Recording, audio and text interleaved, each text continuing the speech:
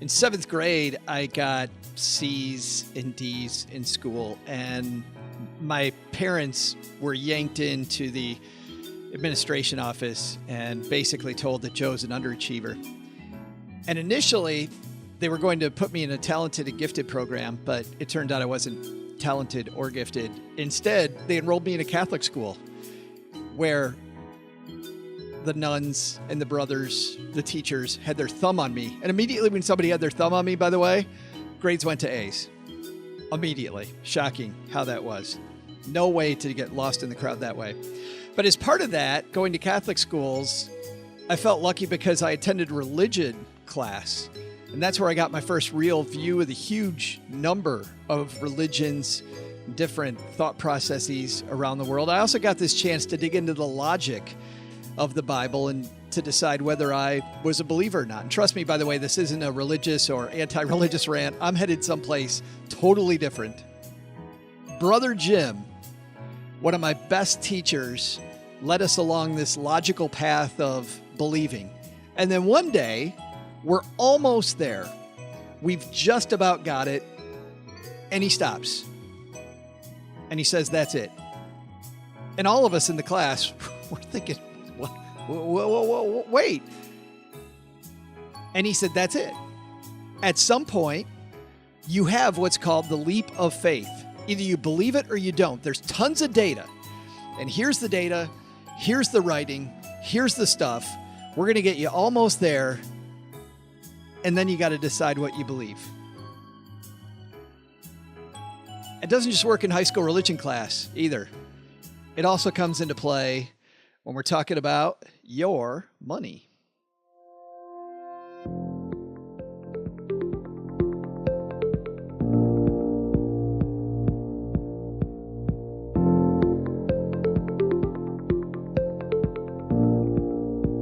Live from the 3-bedroom apartment above Uncle Jack's garage while we're renovating the basement. Hey there, stackers. I'm saul-sehy, Average Joe Money on Twitter. And what a show we have for you today.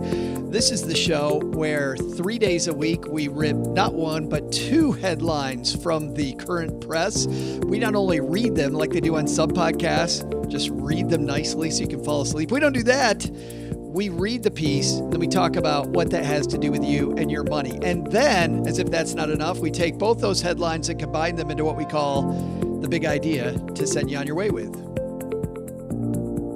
Money in the Morning is brought to you by Lemonade. Thanks to Lemonade for supporting Money in the Morning. You know, Lemonade renter's insurance is saving my butt right now. I'll get to that a little bit later. But you can get renter's insurance or homeowners in seconds by heading to stackingbenjamins.com/lemonade. 0 paperwork and 0 brokers. It couldn't be easier or faster.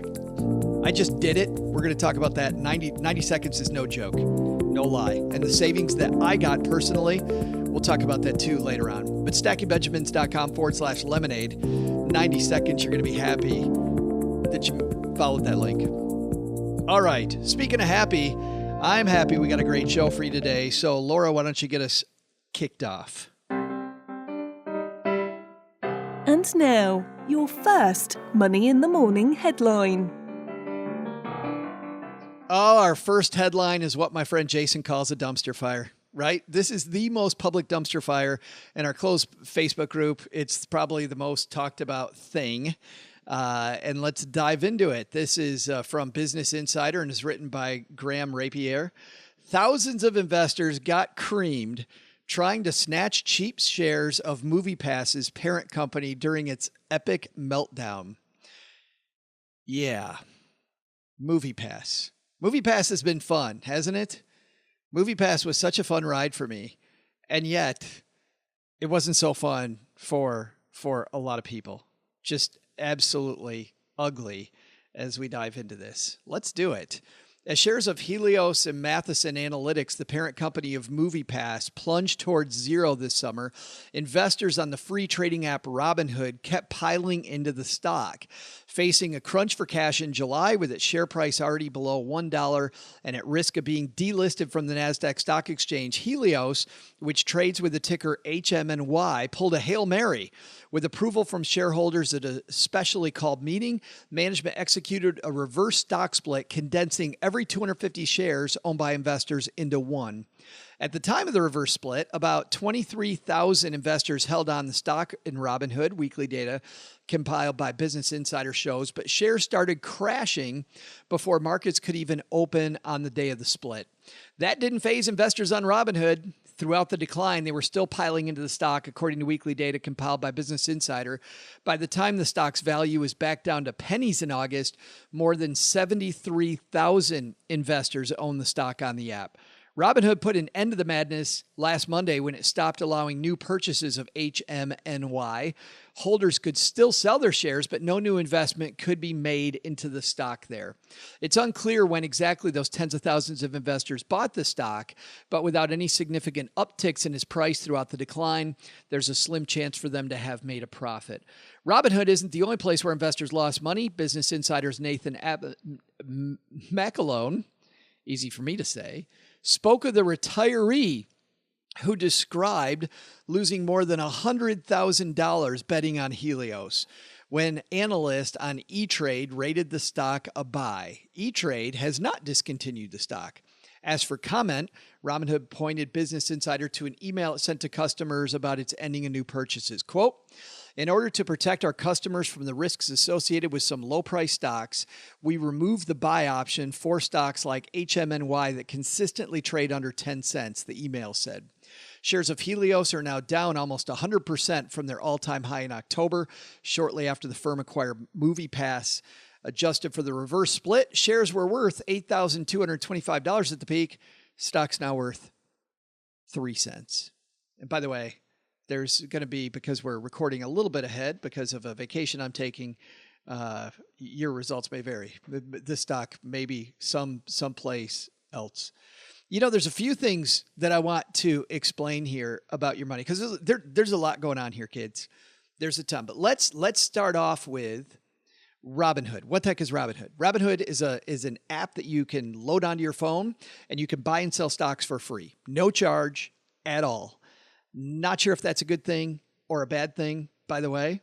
That's a whole nother show. But that's what Robinhood is. So, and apparently they share their stats on who owns what, and Business Insider collects that data and then points to the number of people. Second thing, they talked about the stock going below $1 at one point, clearly well below $1 for Helios and Matheson stock. What's the deal with $1? When a stock goes below $1, it can be delisted from an exchange, in this case, the NASDAQ exchange. What does that mean, Joe? Why is that a big deal? It's a huge deal.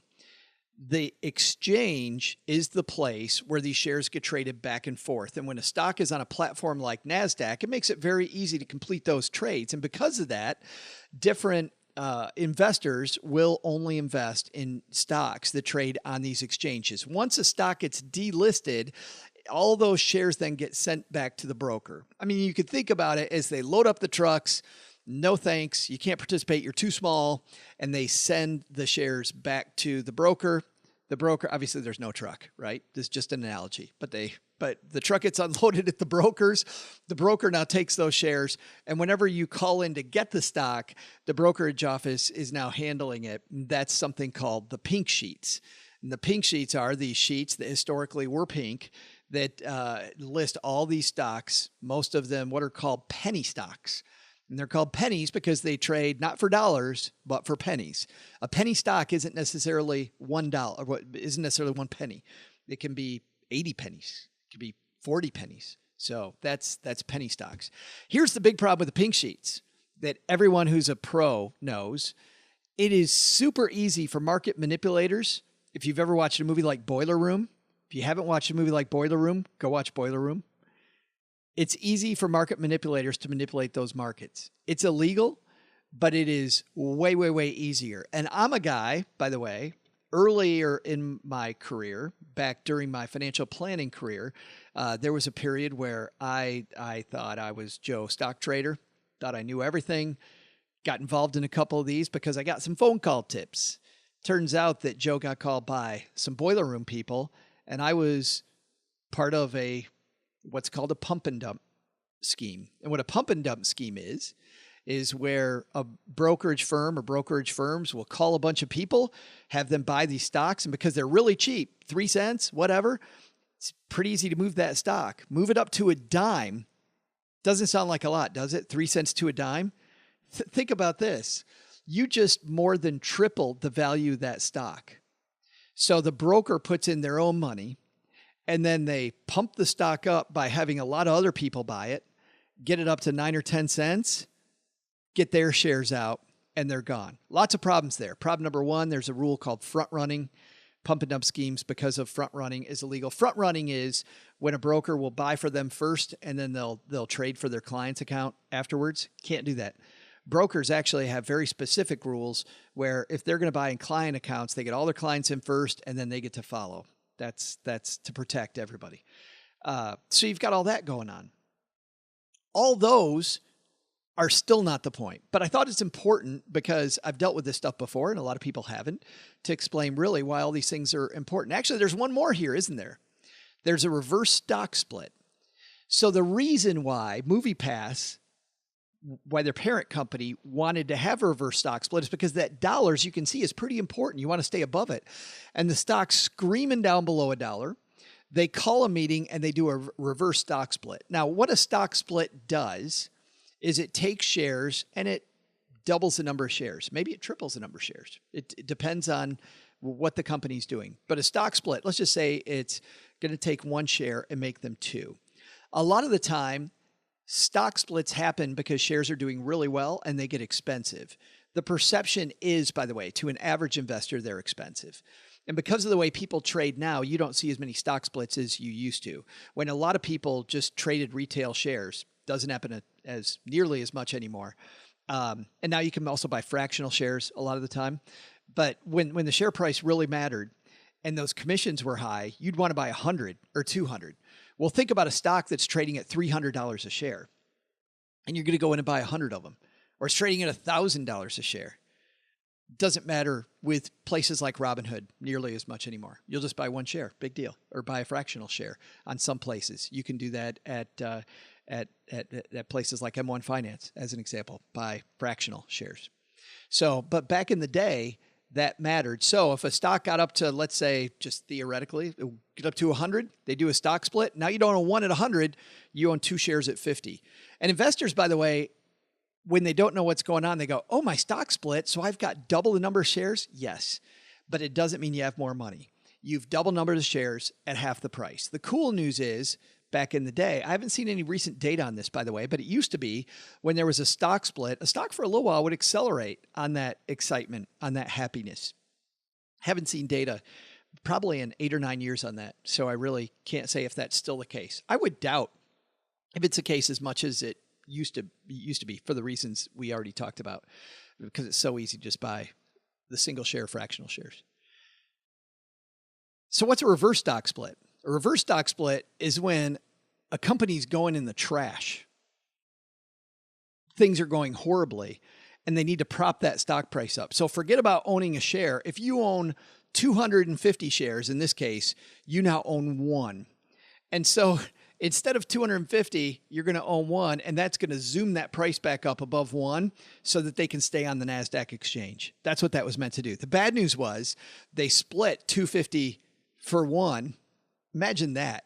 You own 100 shares and now you own less than half a share of the company. They do the reverse stock split and still the stock goes in the toilet, goes to 3 cents. Not looking good for MoviePass's parent company. So when you put all those things together, that's what's going on. Okay, now let's get to the big point. And I wanted to explain all those terms because this is pretty exciting for a lot of people, the MoviePass stuff. The big point is this. The part that makes my heart sink, I want to go back in and give you these exact numbers because these numbers were absolutely crazy to me. So at the time before the shares were crashing, well, the shares were already crashing, but before the stock split, there were 23,000 investors holding onto the stock just in Robinhood. So just at one broker. Tons of people own these shares elsewhere. That's not all the shares, but colloquially, just at Robinhood, 23,000. Then later on, after things are already going bad, it goes up to 73,000. So the stock is screaming down. This stock didn't go down slowly. This stock is a roller coaster ride to hell, right? Things are going just absolutely rotten for the company. And we nearly triple the number of shareholders out there. Triple. The number of people thought, you know what? This is for me. This is for my money. This is our takeaway, guys. Stocks always sink for a reason. There's always a reason. It's your job to decide if it's a good reason or a bad reason. I don't know any data that exists. I know zero data that exists that showed any path where MoviePass wasn't going to continue over the short amount of time to stop losing money. I haven't read it. I've read a ton of this stuff. I haven't read any of it. MoviePass is still searching themselves even now for a way out. I just canceled my MoviePass. How many of you canceled your MoviePass? Now, MoviePass knows a lot of people just keep those recurring payments going, right? Once you're in a subscription, a lot of people just let it keep going. So MoviePass will hang on to some customers and they'll make more money. But is it going to be enough? The amount of debt that they've taken on, are they going to be able to handle that? We don't know. And even if I did know, I would still say it's a long road back. Stocks sink for a reason. If a stock is going down, your first job isn't to say, let's get in. You might get in. I've done that on many occasions. I've gotten into a stock that went down. But your first question to yourself is, why is it going down? And once you play the why game, MoviePass doesn't look like a stock that you want to be anywhere near. I wish I could still use the service. I loved using the service. I thought that was great. Of course, it's because I'm ripping MoviePass off, right? That's why I like it. I'm getting something for nothing. It's fantastic.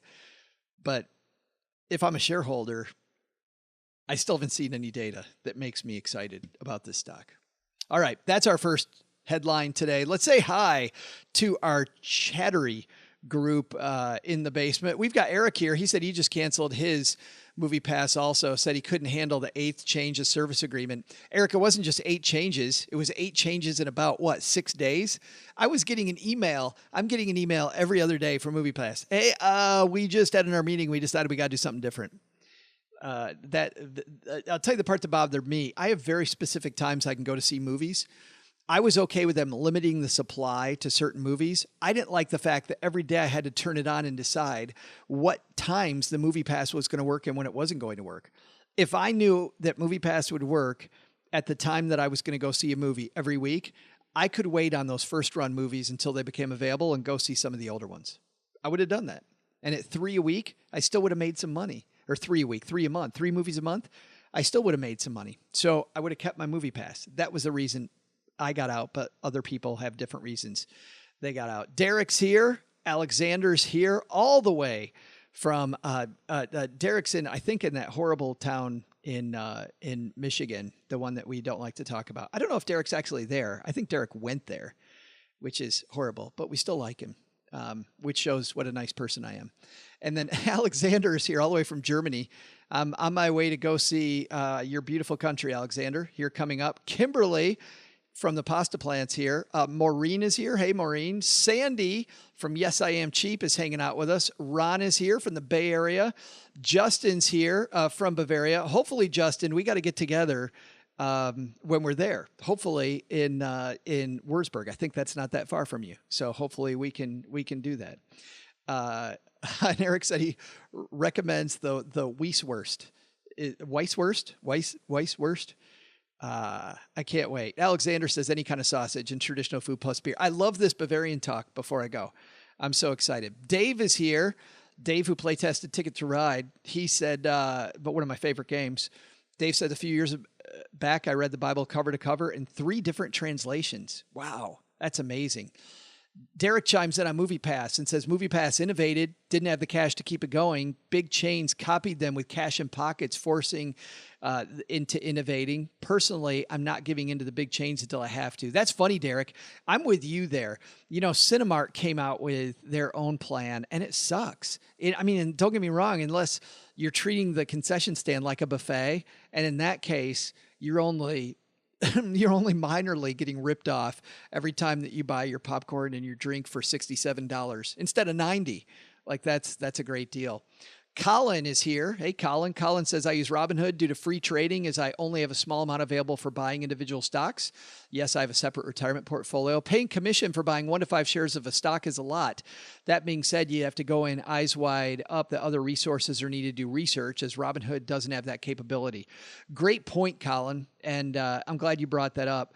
I like Robinhood exactly for what you're using it for. As long as you know that you still have to do homework and you're not going to have those tools there. I use TD Ameritrade, so I have my tools built in, and it's not that much. But I'm also, at this point in my life, I'm not buying 1 to 5 shares. If I was buying a share at a time, Robinhood's my app. And I'm just finding that research in other places. So great comment. Chris is here. Chris says, I agree that penny stocks are super risky, except for National Bank of Greece. That's a blue chip stock poised to take off big time. National Bank of Greece is your call. That might be slightly worse than MoviePass. Maybe. Jeremy's here. Hey, Jeremy. And Kevin's here, says, I'm not jumping into a boat if it's sinking, if it looks like a good boat. Yeah, even if it looks like a good boat. I just don't even know what looks good about it. What looks good about it, Kevin? Actually, did I say Kevin said that? I think I said Jeremy said that. Kevin, I have no idea what people think is good looking about the MoviePass boat. It doesn't make any sense. And Richard's here with us now. Let's move into our second piece, guys, and we'll have some fun with this one too. This comes to us from Financial Planning and is written by Sean Aloka. Sean writes, Client DNA is the latest edge in automated financial planning. Now, for a guy who was a financial planner, this is flipping clickbait for me. Like for you, you might be thinking, oh yeah, oh my goodness, Joe, you put me to sleep. No. For me, this is total clickbait. Really? We're gonna talk about DNA in your financial plan? How cool is that? Let's continue. Rising medical costs and longer life expectancies have advisors facing thorny questions from clients about healthcare coverage in retirement. A 3-year-old fintech startup claims all the answers can be found in your DNA. Genivity, a Chicago-based fintech firm, collects medical data from clients and inputs it into an AI-driven algorithm called the Health Analysis and Longevity Optimizer. The tool creates detailed health projections to help understand long-term medical costs, the firm says. By collecting basic information like tobacco use, exercise, along with past family medical histories, advisors can get a better idea about a client's long-term healthcare costs and can plan accordingly. The startup partnered with BMO Wealth Management, a subsidiary of BMO Harris Bank, that manages $47 billion in clients' assets, according to the firm. Quote, we know that healthcare costs are one of the biggest concerns clients have, and we have to be planning for all eventualities, said Purva Sewell, director of BMO's partners team. The engine spits out a detailed forecast of healthcare costs, which is useful input for advisors to create a custom plan and to be more accurate as well. BMO will pilot the program in suburbs around Chicago and in Florida's retirement community, says the firm. They've mined a lot of historical data, Sewell says. Genivity works with registered investment advisors, independent broker-dealers, and insurance advisors, including Principal Financial Group, among other firms, says Graham Thomas, head of Genivity's enterprise sales unit. While Genivity charges a flat fee for service, the firm declined to provide specific pricing. Really, it's about a conversation, Graham said. Clients start to think about what's most important, their spouse and their children, the next generation, in a non-sales way. This is basically the next step out in planning, where financial plans include the entire family and introduces them into the conversation naturally. The effort to develop new tools to tackle healthcare headaches comes as Americans are increasingly ill-prepared for medical expenses. The cost of medical care has long outpaced inflation and became more than 10% of overall spending when clients hit age 65, according to Vanguard. At the same time, the ranks of senior citizens rapidly expanding. The U.S. population over age 65 projected to top 90 million by 2050 and up from around 50 million in 2020, according to data from the U.S. Census Bureau. And then it goes on to talk about how healthcare and health insurance are big areas for people when it comes to their planning. I think this is huge. Here's what I couple this with. The biggest issue in protecting yourself in your financial plan is your healthcare. And if you look at historically, the hardest topic I would have talking to my clients back in the day was always long-term care. Initially, they thought I wanted to talk about insurance. I didn't care about insurance. By the way, if you start with insurance, you're always going to get sold an insurance policy. Start with risk management. And the reason I wanted to manage the risk of long-term care, of a long-term care stay, a catastrophic illness, was because that was the biggest financial threat. I got out of advising people 9 years ago, and look at it now. Now it's worse than ever. We just did a story on Stacky Benjamins about Genworth cranking up long-term care expenses for the third time. If you have a long-term care insurance policy, they're pricing you out of it. And the reason they're pricing you out of it isn't because of the fact that they're greedy, although they might be. There's so much competition in that business. It's about their expected risk level for them to stay in business is so high. For them to stay in business, they have to charge more. And it's real easy to understand when you think about how insurance works. You and I and everybody else who has an insurance policy, we throw money into this bucket. Whenever somebody needs money, they take money out of the bucket. The company, the insurance company that maintains the bucket, they take a scoop out and they charge for that service. They take their profit, they pay their people, they charge for that service. The size of that scoop, the scoop that they're using inside that bucket, that scoop is where competition comes in. So whenever I hear somebody go, oh, the insurance company's ripping me off, maybe. But probably what's happening is the way that insurance policy is written, the chance that bad things are going to happen to you is high. And most of these insurance companies, by the way, have to deal with some pretty hefty state regulations. And in fact, in the case of Genworth and long-term care, they've only been approved to jack up their rates again in a big way in only 22 states so far. But they're trying for all 50, and it's probably going to happen because, according to them, it's actuarially sound. Their rate increase is actuarially sound, meaning we can prove to you on paper we're not increasing the scoop size. That bucket's not big enough. Going to need a bigger boat, right? To quote Jaws, for those of you that know that quote. How old you got to be to know that quote? Do you got to be older, or if you're 17 right now, do you know that quote? I don't know. I was talking to Richie, our producer, about Hall & Oates the other day. No clue who Hall & Oates were. Shocker. I was very sad. But back to the point.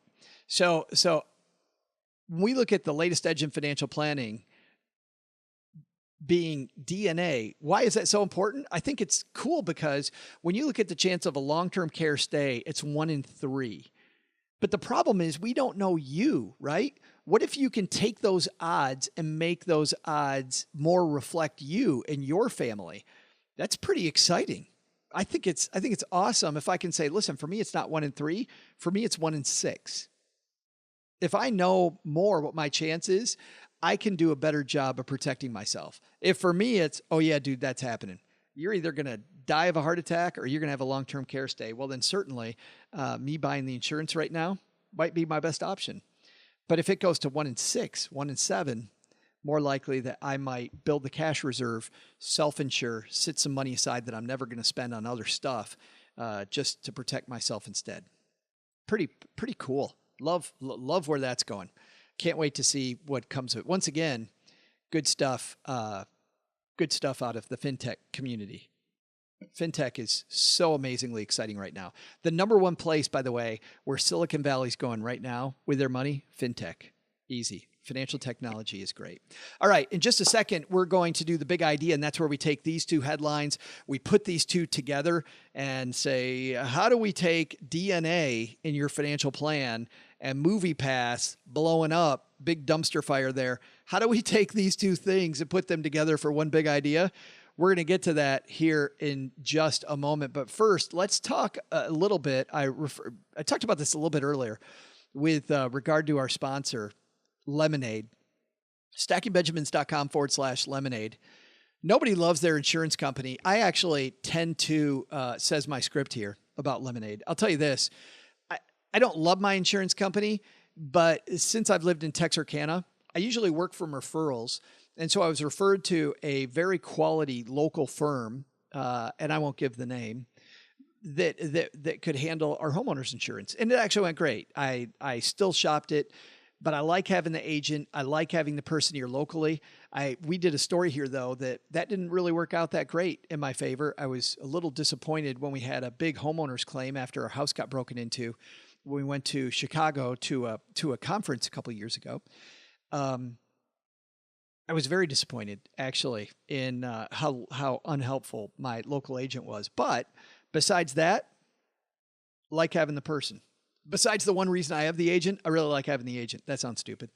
But the agent wasn't really helping me. But I naturally went there, like everybody does, when you move. And when our house sold in a couple days, and we're not moving to Detroit until January 2nd, and we moved here to the 3 rooms above the garage for 5 months, I need some renter's insurance. So initially, I went to the local place, and the quote, because of the fact that we have one piece of jewelry that's fairly expensive, and everything else really, all of the podcasting stuff, some expensive stuff up here, but all can be covered by a fairly normal renter's coverage. $1,883 a year was the quote that I got from a good company who I won't name. So I thought that was pretty cool.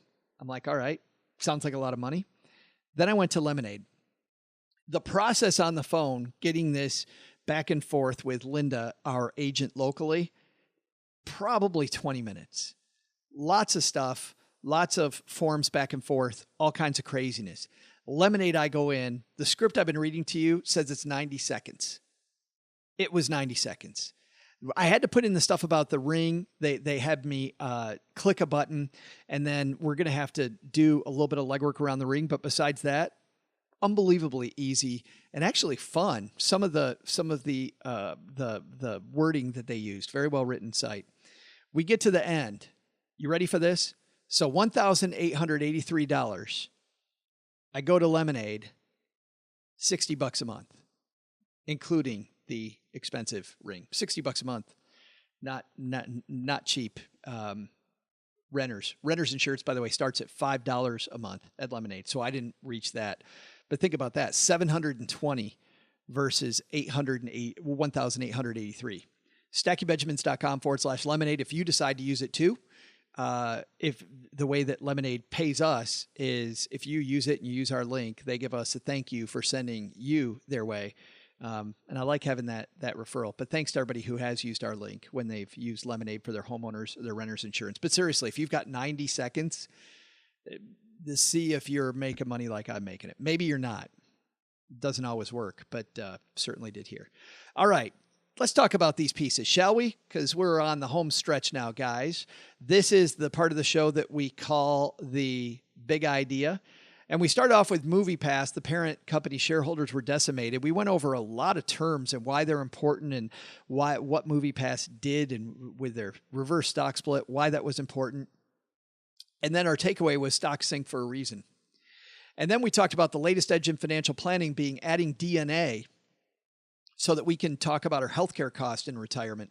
And by the way, the earlier you know that, hello, 27-year-old, the earlier you know that, because they're looking at DNA, the better off you're going to be, because you can do much more accurate planning about stuff that you have no control over.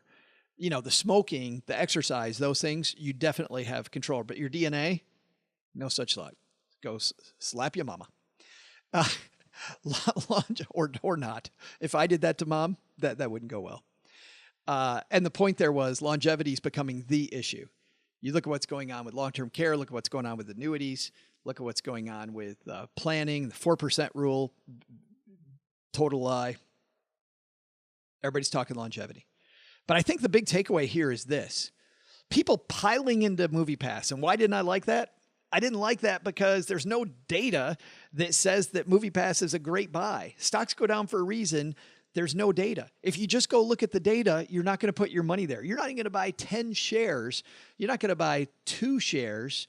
You're not going to buy any of that. You're not going to follow Colin and just pick up a couple shares. Even at 15 cents, I'm not picking, even at 3 cents, I'm not picking up 10 shares.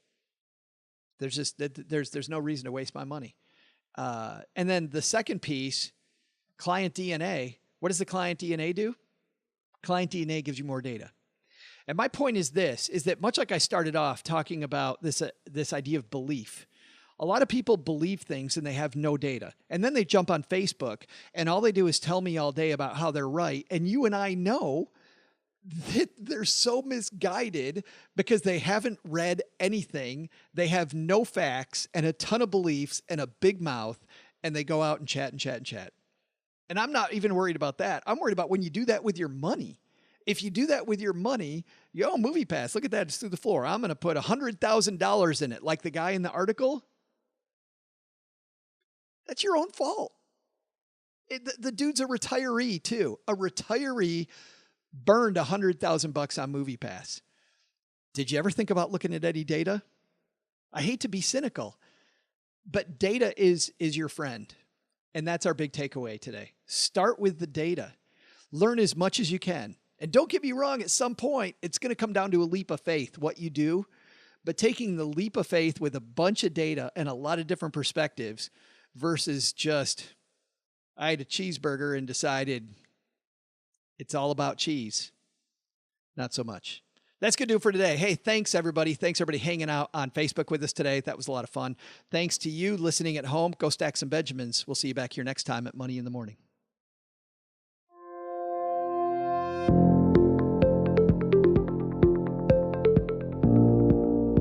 Money in the Morning is created by saul-sehy and comes to your ears because of the collective genius of our producer, Richie rutter-reese, engineer, Caden Thompson, and a pack of very well-trained ferrets here in the basement. You'll find links to all of our headlines featured on today's show in Joe's Twitter feed at @AverageJoeMoney. I know you already know this too, but Money in the Morning is for entertainment purposes only, and you shouldn't act on anything recommended by a bunch of entertainers in a basement without first consulting with your financial advisor and second, having your head examined. Have a headline you'd like us to discuss? Send them to Joe at stackingbenjamins.com or put them on our Stacking Benjamins Basement closed Facebook group. This show is copyright 2018 Stacking Benjamins LLC, all rights reserved. I'm Joe's mom's neighbor Doug, and I reserve the right to always say, we'll see you next time back here on Money in the Morning.